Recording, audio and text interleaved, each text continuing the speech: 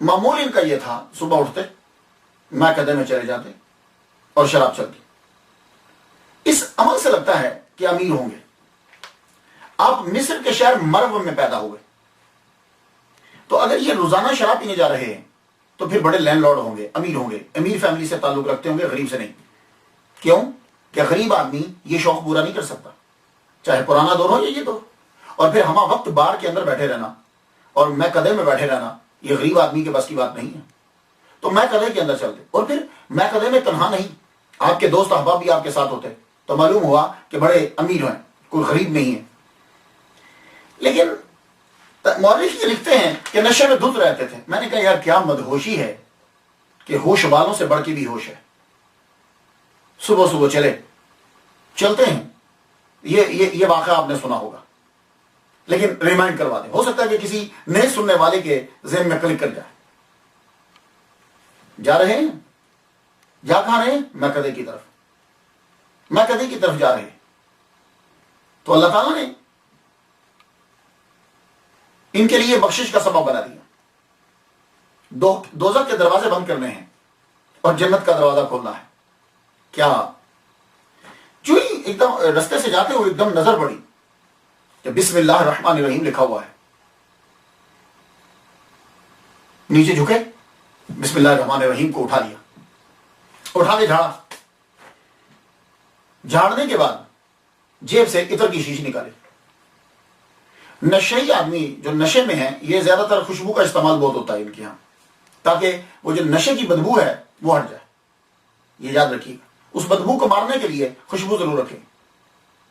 عطر نکالا، اسے جھاڑا، جھاڑنے کے بعد اللہ کے نام پہ عطر لگا دیا، خوشبو لگائی، اور کہا اے میرے اللہ تو بلند ہے، تیرا نام نیچے نہیں گرنا چاہیے، بلند رہنا چاہیے۔ نام کو اٹھا کے بلندی پہ رکھ دیا، بلندی پہ رکھنا تھا، ادھر نام کو اٹھایا، رب نے ادھر سے بلند کر دیا۔ وقت کے بزرگ کو اللہ تعالیٰ کی طرف سے آرڈر ہوتا ہے کہ جاؤ، اس نے ہمارے نام کی تعظیم کی ہے، اسے جا کے خبر سنا دو، ہم نے تجھے معزز کر دیا۔ تم نے ہمارے نام کو صاف کیا، جاؤ ہم نے تیرے دل کو اور روح کو صاف کر دیا۔ وہ بزرگ وہاں سے چلے، اور یہ میں قدے میں ٹن ہے، میں قدے میں پڑے ہوئے ہیں، شراب کے نشے میں دھوتے ہیں۔ وہ بزرگ چلتے ہیں، ایک صاحب کہنے لگے کہ یہ جو بزرگ ہیں یہ حسن بصری رحمۃ اللہ علیہ تھے، لیکن میں نے یہ جو کتاب میں پڑھا ہے حسن بصری رحمۃ اللہ علیہ نہیں ہو سکتے۔ کیوں؟ اس لیے کہ حسن بصری رحمۃ اللہ علیہ جو ہیں ان کا 110 میں انتقال ہو گیا، وصال ہو گیا تھا 110 میں، اور حضرت بشر حافظ رحمۃ اللہ علیہ 150 میں پیدا ہوئے ہیں۔ تو جب ان کا 110 میں وصال ہو چکا ہے اور یہ 150 میں پیدا ہو رہے ہیں، تو آپ دیکھ لیجئے 10 اور یہ 50 میں پیدا ہو، یعنی 40 سال بعد، 40 اور 10 50 ہوں گے نا۔ تو حسن بصری رحمۃ اللہ علیہ کی ملاقات ہی نہیں ہے۔ اس لیے بزرگ کون ہیں؟ میں نے پڑھا خواجہ فرید الدین عطار رحمۃ اللہ علیہ کو، شیخ فرید الدین عطار، انہوں نے بھی بیان نہیں کیا، نام نہیں لیا، لیکن یہ محسوس ہوتا ہے کہ وہ بزرگ جو ہیں وہ اپنے دور کے کوئی مشہور آدمی تھے۔ وجہ یہ ہے کہ جب وہ بزرگ میں قدے کے دروازے پہ آئے تو سب لوگ ڈر گئے۔ ان کا ڈرنا یہ بتلا رہا ہے کہ یہ بزرگ کوئی مشہور ہیں۔ تو دروازے پہ کھڑے ہو کے انہوں نے کہا کہ بشر حافظ اندر ہے، بشر ہے اندر؟ کہنے لگے کیوں؟ کہا اس کے لیے ایک پیغام ہے۔ یہ جملہ کہنا تھا تو ساتھیوں نے یہ سمجھا کہ شاید گورنمنٹ کی طرف سے پیغام آ گیا کہ اس کو گرفتار کر کے لے آؤ، یا کوئی اور پیغام آیا۔ وہ جلدی سے اندر گئے، جا کے بشر رحمۃ اللہ علیہ سے کہنے لگے اٹھو، ہوش میں آؤ، تمہارے لیے کوئی پیغام آیا ہے۔ آپ ایک دم سے اٹھے، آپ نے یہ سمجھا کہ شاید پیغام جو آیا گورنمنٹ کی طرف سے آ گیا، تیزی کے ساتھ بھاگے، اور جب تیزی سے نکلے تو اپنا جوتا بھی آپ نے نہیں پہنا، کیونکہ آپ تیزی کے ساتھ نکلے ہیں، جوتا پہنتے تو دیر ہو جاتی، ڈر سے کہ شاید گورنمنٹ کی طرف سے باہر آئے۔ تو دیکھا وہ بزرگ سامنے کھڑے، ایک دم سے نظر کو جھکا لیا، حکم میرے لیے۔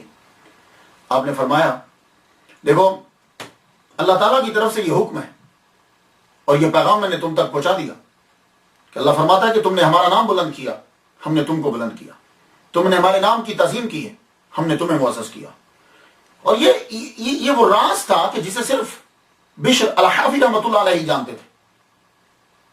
یہ کوئی اشارتاً جملے نہیں ہیں، یہ وہ سمجھ گئے، وضاحتاً جملے کہ تم نے ہمارا نام بلند کیا، ہم نے تمہیں بلند کر دیا۔